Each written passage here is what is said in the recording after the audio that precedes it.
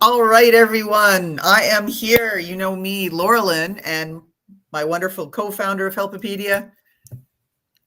Phil Vetrano, thank you very much.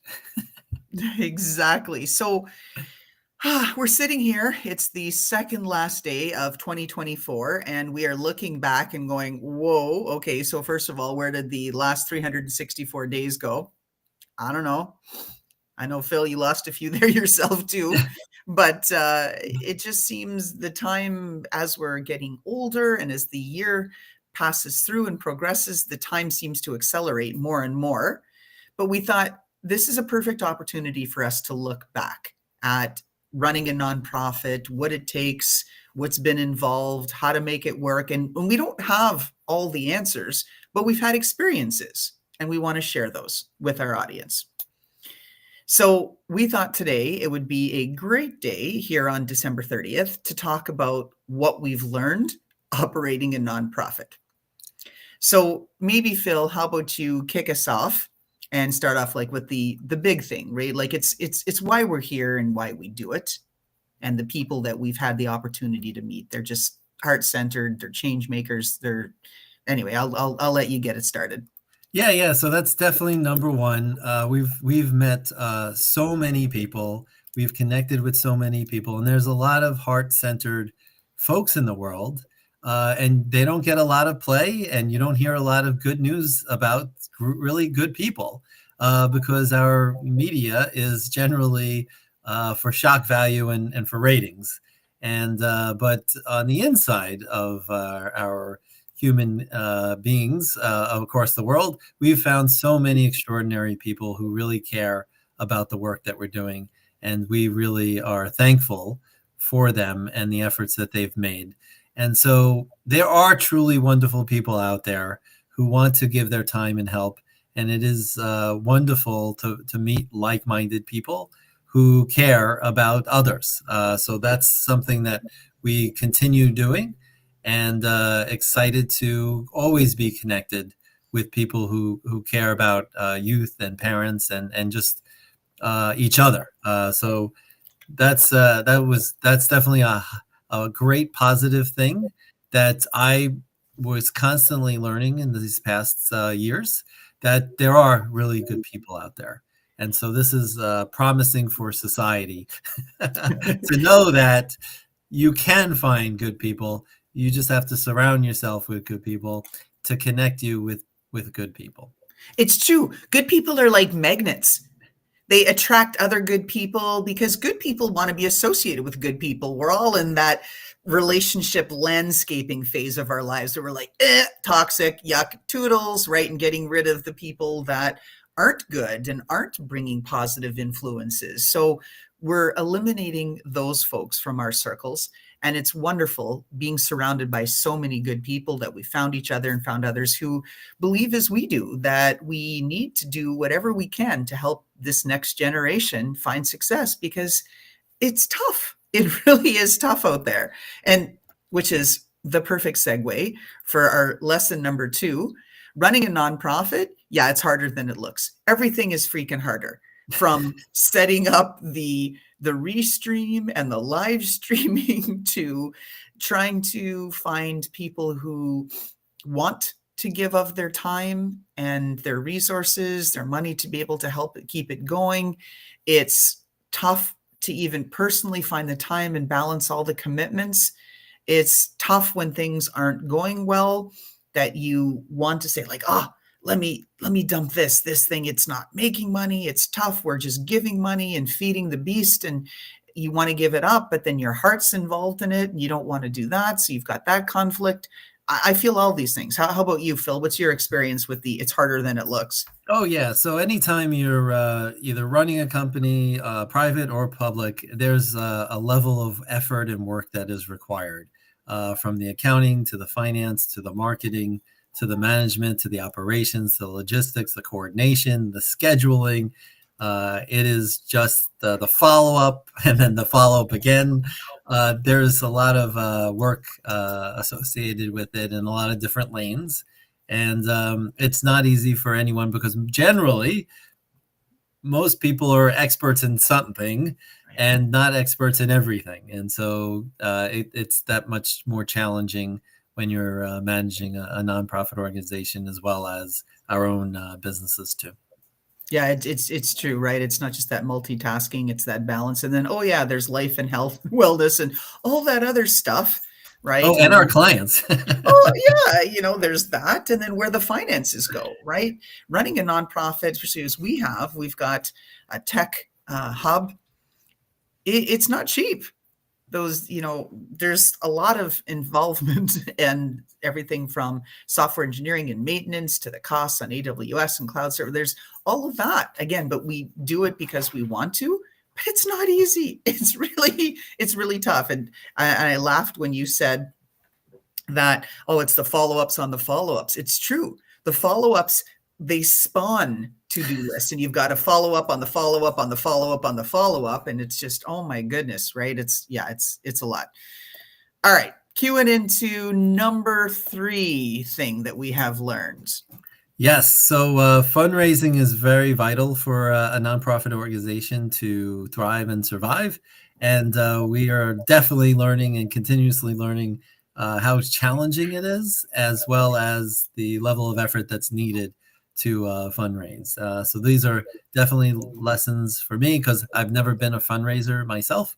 And so this is something that is another role that I'm playing, and I'm doing my best to get the word out. And we have a great new website. That's the other thing we managed, which is not so easy, is to make sure that the donate button is alive and kicking on our website.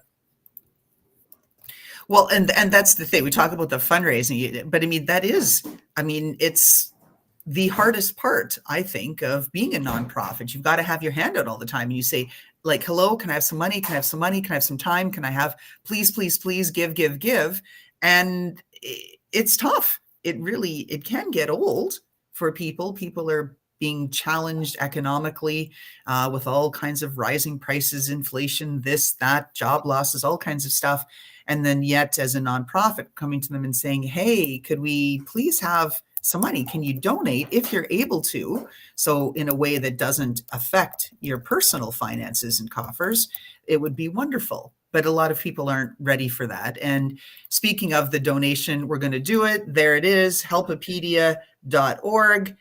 We have a beautiful new website because the folks at Avocadomy, which is just a wonderful organization, we won a grant because it is all about grants with nonprofits. And they have these UI UX designers who are working to develop new careers so they can re-enter the workforce. And they just designed the most wonderful website. So even if you're not going to donate, check it out, HELPipedia.org. It is lovely. All right, next one. This was kind of a big surprise for us. Yeah, the lack of sustainable commitment by youth. This is so if you're a parent, I hope you're sitting down. You may not be surprised by this, but people who don't have kids, this may be something of something you may be exposed to, depending on whether your organization is actively recruiting either high school students to do a job or college students to do a job. Or postgraduate students, especially in the nonprofit sector as it relates to volunteering. And we're not seeing the strong work ethic that I know that I grew up with, whether it was my friends or my peers. There's a level of work ethic that's expected. The standard has been reduced significantly. And it's the upbringing of, and I think this is the main theme, is that 70% of teenagers are not working a day of their teenage life. This does not help a situation at all if parents are encouraging the kids to work, and if their only focus is school and the extracurriculum activities, and it's not being responsible and accountable for bringing any sort of, either from a volunteer perspective or a cash flow perspective, this is a gap that's happening, and it's not helping at all. And I'm not sure what's happening at home, whether or not they're assigned to chores to do, paid or unpaid. Right. So that's another challenge where the parents may not be, because they may have not liked it when they were a kid. And so either they're doing the opposite of what their parents are doing, or they see the challenges that the youth are going through and don't want to have those conversations because they're already with high anxiety and some depression and lack of purpose. So it's not easy to navigate, but this is the situation we see. And it's not getting talked about a lot. No, and it's not, and we're not sitting here, oh, let's bash Gen Z. No, we understand how difficult it is for Gen Z in today's environment. There's a lot going on. That's the whole impetus why we founded HELPipedia, because we are committed to helping our youth succeed. We know it's really freaking tough out there. And related to this insight number 4, and this lack of sustainable commitment, they'll either come into the fold because my mom told me I have to be here. Like, oh, that's great attitude. Or I don't know, I need to do something. Like I need, like, I don't know, like some credits or like stuff or something. So I have to write it on my resume. So like maybe, I don't know, maybe I can apply to college or something. I need something. And so they come in angry and bitter already. And you barely get through that first session with them. And some will even come in strong and you think, great, we can work with this student. We can really, really help them out. We're going to put them through the paces and our program. Hello, dog. Yeah. Nick, you want to let her out, please? And we'll give it a second because it's live TV, right? This is what happens. Yeah. So anyway, and then so they'll start strong. You think, oh, great, here's a huge opportunity. But then by the second week, the second meeting, you're like, hello, where are you? I sent you an email. I sent you a text. Can you make it? And then I've seen it dozens of times, not once, I mean, dozens. Oh yeah, I wasn't receiving texts. I wasn't receiving emails. I forgot about it. My calendar was out of sync. It was in the wrong time zone. It's just 100 excuses. If you don't want to be there, don't. And we understand that, but it's still really surprising to us as founders of a nonprofit that's focused on youth development that doesn't see the interest in the youth in wanting to be developed. That's the shocker, right? And then it relates to the next thing. And then, you know, Phil, I'll jump in, then I'll come back to you. This whole concept of coin operated. Well, as a nonprofit, the whole thing is you're always asking for grants and donations and contributions and that of time. And we are very lucky. We have some incredible community partners who have just given and given and given. And that's been fantastic. But again, they're older. They're not so much of the younger group. When we've gone to Gen Z and saying, here's an opportunity, let's do this together. And they say, okay, what are you going to pay me? Like, well, this is an opportunity for you to learn. You are going to be going through a program. You're going to learn soft skills. You're going to learn career discovery. You're going to learn workplace readiness, internship readiness. You're going to learn Google Suite, Microsoft Suite, Office, all of this sort of stuff. They say, okay, but you need to pay me. The minimum wage is $17 an hour. I want to be paid to learn. But you don't have the skills. And until you get the skills, you're not going to get a job or an internship. It's bananas. Yeah, it has been challenging, the level of commitment, and usually when I'm speaking to them, they won't provide all that feedback to me about it. They'll just ghost me, and so this is a common theme of our new form of communication is non-communication between the organization and the prospective volunteer. So it's just a bit challenging and sad that this is the situation. But again, it's why we're here, is because we recognize how much help the youth need, and from a momentum perspective, if you don't have the youth's buy-in to helping them, to help each other, it's even more challenging. Yeah, you can't help people that don't want to be helped.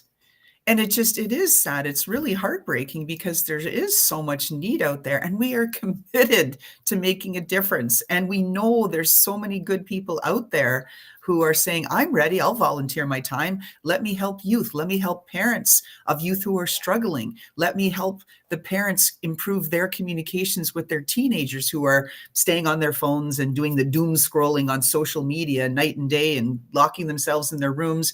Hey, let's help with that. Let's work together. So we are here for that. Anyway, I think we So I'd like to belabored make that a one bit. more point. Yeah, Yeah. yeah. So on the other side, some of these students, maybe 10% of them, they're overwhelmed with commitments already. Oh, So totally. that's the other challenge, is that I've seen this, is that they've overcommitted, and now another opportunity comes across their plate, and they are not able to handle it. So they are students who are constantly volunteering, constantly helping, and generally, because I've worked with a lot of high school students, they're one and done kind of volunteer activities. Yeah. So the school asked them to come to do the To the car gym wash for the today, basketball game and and you create great. You've checked the box. You now have your community service.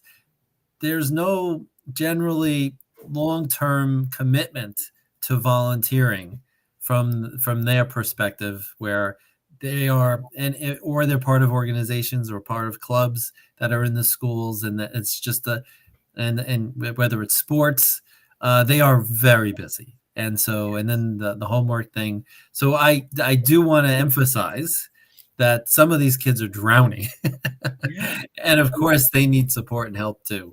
But those people who are not so productive, we could be helping and supporting the productive kids as well. Right. I mean, well, like again, the whole thing is we want to help. We don't want to bash people. Again, there's so many reasons. Their mental health challenges are at an all-time high. There's so much stress and anxiety about the uncertainty of the future. There are all kinds of issues related to LGBTQIA2 plus support now that have come through. There's 1,000 reasons. And yes, they are oversubscribed, totally overscheduled. But at the same time, if the average youth in America is spending 9 hours a day on social media, they got some time, right? Yeah, yeah, yeah, yeah. All right, onward. Now let's talk about the people that we are reaching out to for these solutions. All right, so I'm discovering that the folks that I'm meeting, I'm doing a lot of networking in the world of HR and school districts, and I see that there's a lack of empowerment for these folks to take action and make improvements as they see fit. It's too much of a coordination effort to have them take risk, as well as making changes. I mean, making changes generally are not promoted within the organization unless there's already a plan for it.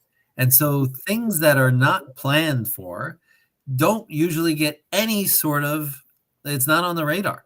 And more so, they're not even empowered to suggest and innovate some of the processes that they have to improve, whether it be the benefits of employees, whether it's supporting employees in other ways from a morale perspective. There are opportunities to really make a difference, but if it's not in their current process, they do not feel empowered to take on the ownership of that, and no matter how great of an idea it is. So this is what we're experiencing, or this is what I'm experiencing in the workforce, and it's just to leaders. Hey, if you're a culture that is about continuous improvement and you're not empowering your people and or providing them the skills necessary to manage the change, please Do so? Yeah. Consider it. Right.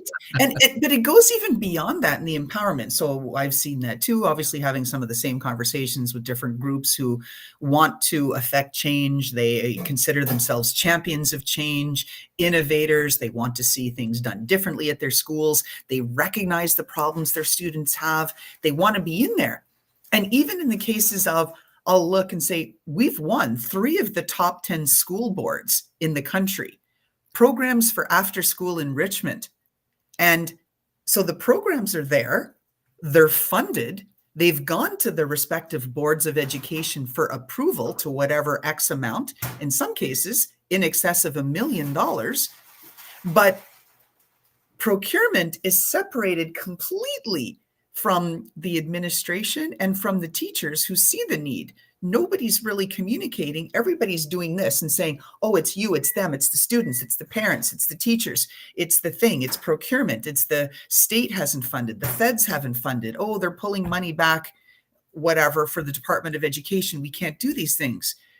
But when the money exists and it's been approved and earmarked for programs that need to be rolled out, but people don't have time to roll them out, why are you going through all the machinations of creating the programs under the auspices of being able to help the kids?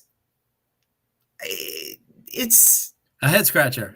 Yeah, it and is. It's very disappointing. It is. And so that empowerment is really missing. Let the people that are the champions of change within the schools have access to the programs and coordinate more effectively with procurement and say, we need money for these things. We see it. The kids, they really need this. They could really benefit from this.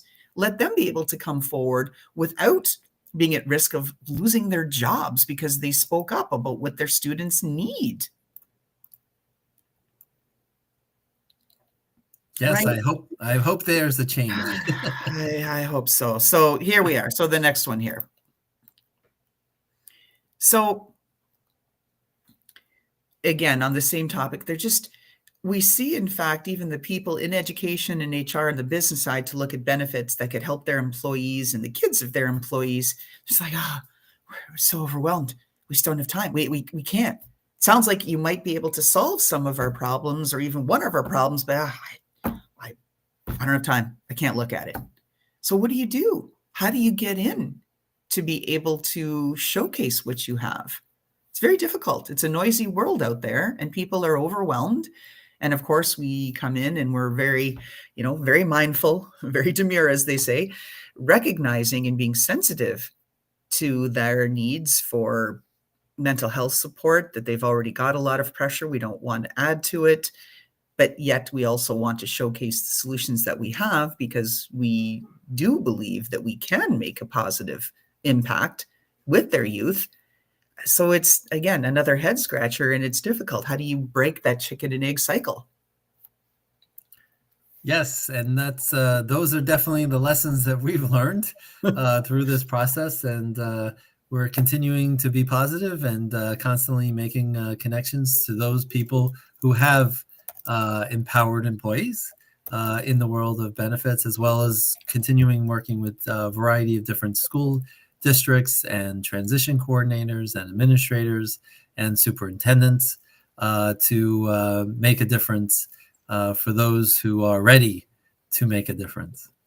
Right, exactly. And Phil and I, we're pretty positive folks. We're not usually the bad news bears and negative people, because we get up every day and we do this and we find the time and we find the money and we put everything we can into HELPipedia, as do so many others. Like I said, we love and appreciate all our change makers and supporters, because it does. It takes a village and it's difficult. It is really, really tough. But when you are aligned with your purpose and committed to following through on your passion, you will find others like you. Again, we're these little magnets that find each other.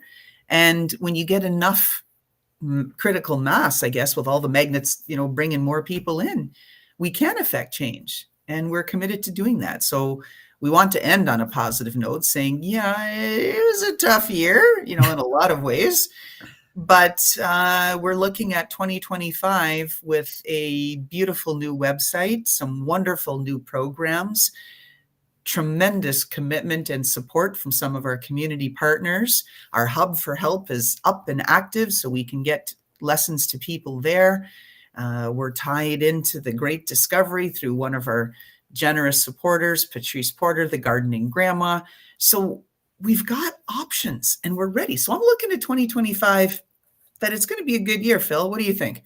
Yeah, and if there are parents and school districts that are listening and you have students who are motivated to work on an internship that is unpaid, but in their area that they'd like to thrive and learn, to be prepared for those careers, please reach out to us, because that's one of the programs that we offer, is getting them ready for an internship in the field of their choice, by connecting them with people who are in that field, so they not only learn all kinds of things about what do you do in an internship, how do you present yourself, how do you communicate, what's all that stuff you need to do for workforce readiness, but they get aligned with people in their field, and we teach them, we start building their network for them to position them for success. So we're here. We want to help. We want 2025 to be successful, happy, and healthy for all of our supporters, all of our listeners, and just, I guess, donate now. Yeah, well, there's that. Yeah, that would be helpful. But we're here, and this is where we can go, HELPipedia.org. Take a look, follow us, support us, tell other people about us. Boy, that certainly helps. Word of mouth, that's huge. If you can't donate, we get it. It's tough times out there financially for a lot of folks, but do help us spread the word. That would be huge. And we're going to end this by saying 2025, we wish you all a very happy new year, tremendous health and success in the new year. And just, I can't wait till next year, Phil, this year. 1 year from now, we're going to be here going, what we learned, yeah, we figured it out, right? We found all the right people, all the right interns. Woo, woo, woo. 1 year. Give us another year. Outstanding. Happy New Year.